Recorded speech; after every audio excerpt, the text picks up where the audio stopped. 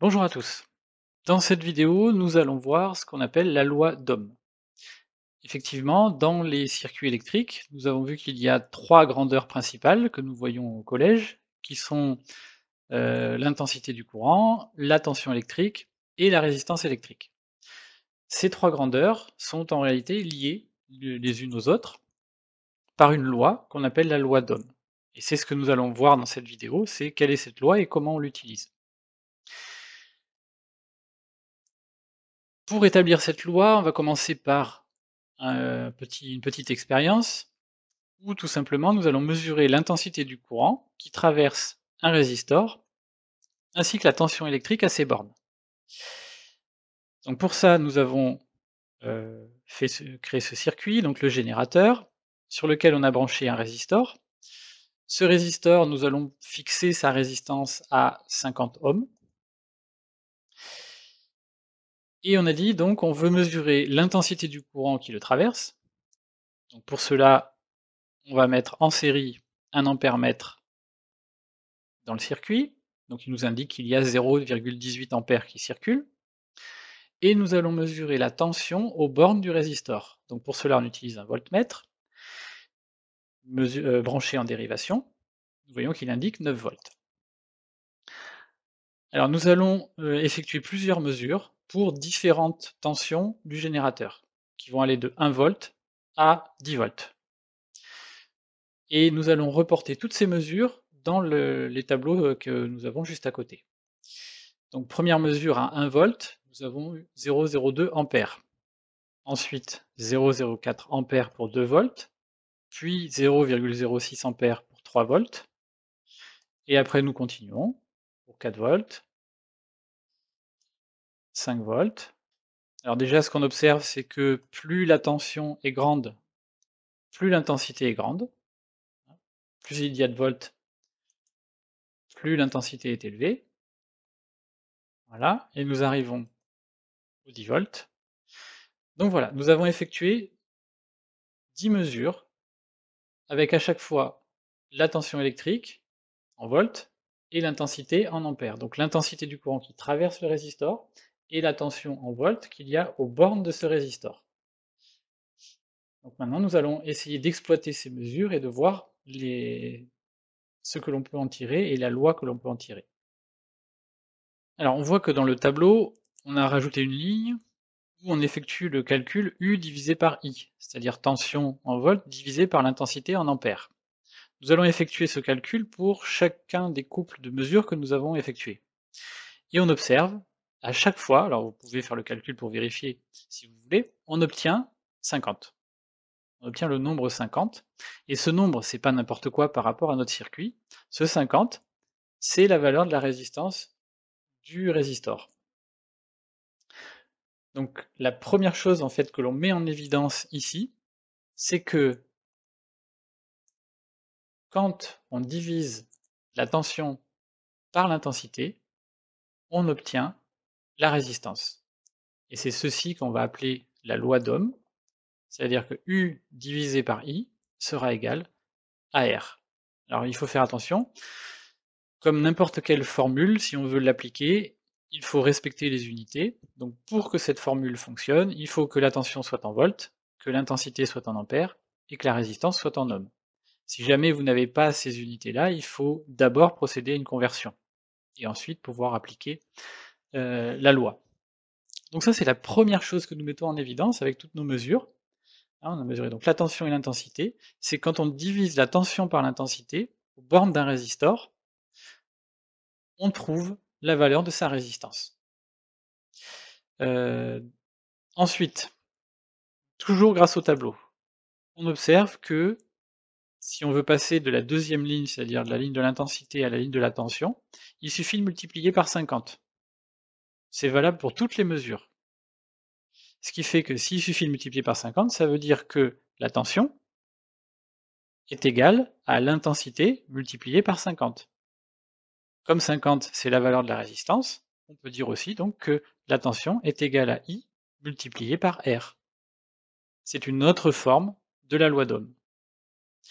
Et de la même manière que pour passer de la deuxième ligne à la première ligne, il faut multiplier par 50, Pour passer de la première à la deuxième, on peut diviser par 50. Donc on va trouver encore une autre forme de la loi d'Ohm, à savoir que I est égal à U divisé par R. L'intensité est égale à la tension divisée par la résistance. Hein, c'est encore une conséquence de nos différentes mesures que l'on peut trouver grâce au tableau. Donc ce qu'on appelle la loi d'Ohm, en fait, existe sous 3 formes.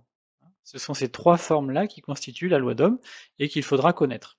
Alors on verra qu'il y a des moyens mnémotechniques de se rappeler de cette loi, mais en tout cas, il faudra connaître les 3 formes et les unités euh, qui conviennent pour pouvoir l'appliquer. On peut compléter cette loi en disant que donc aux bornes d'un dipôle ohmique, un dipôle ohmique c'est un résistor, hein.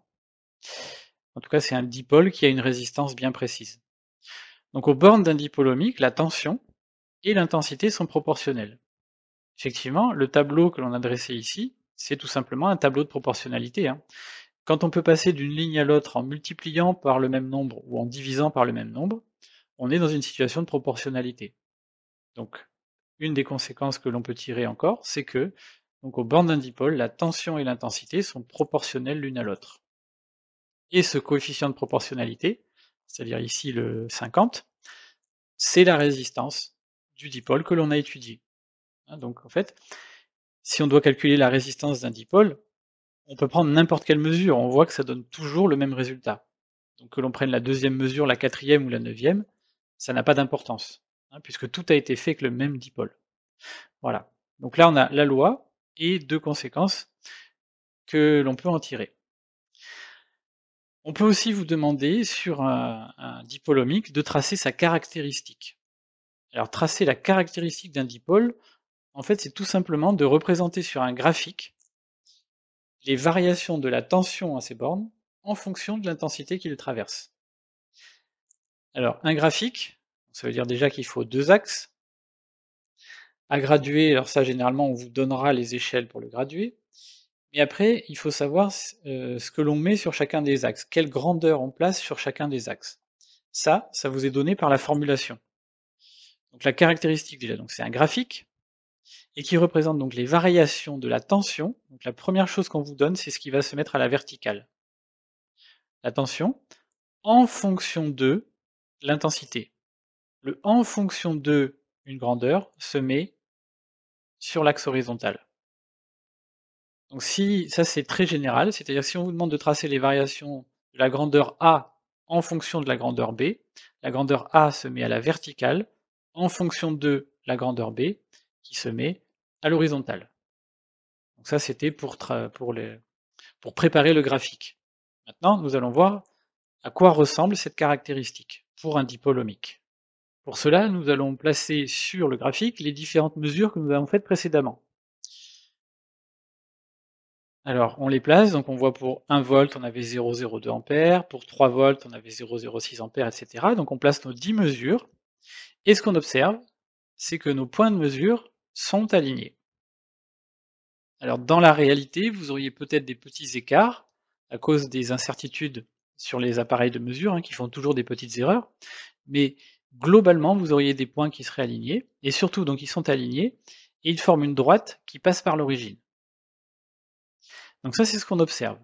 Donc la caractéristique d'un dipôle ohmique sera une droite qui passe par l'origine.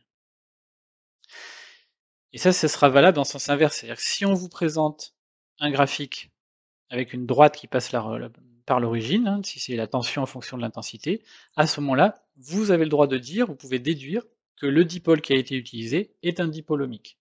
C'est valable dans les deux sens. Donc à retenir, la caractéristique d'un dipôle ohmique est une droite qui passe par l'origine. Et donc si nous observons une droite qui passe par l'origine, ça veut dire que nous sommes dans une situation de proportionnalité. Ça, vous le voyez en maths. Ce qui veut donc dire que les deux grandeurs utilisées, quelles qu'elles soient, hein, nous ici on représente tension en fonction d'intensité, mais c'est valable quelles que soient les grandeurs. Donc on est dans une situation de proportionnalité, ça veut dire que ces deux grandeurs sont proportionnelles l'une à l'autre. Donc pour un dipôle ohmique, la tension à ces bornes est proportionnelle à l'intensité du courant qui le traverse.